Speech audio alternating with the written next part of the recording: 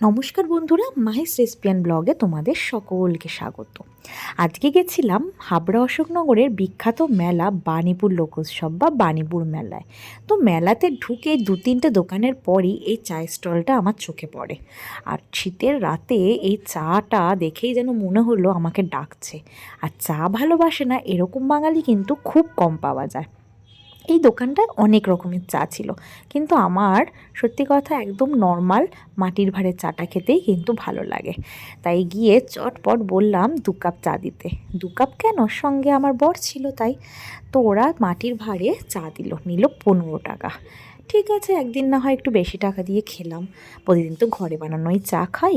কিন্তু চাটা কিন্তু সত্যি অসাধারণ ছিল। আর এরা দেখো গামলাতে করে চা করেই যাচ্ছে, ওইদিকে আবার একটা মালাই মতো কি বসিয়ে রেখেছে বড় একটা কড়াইতে।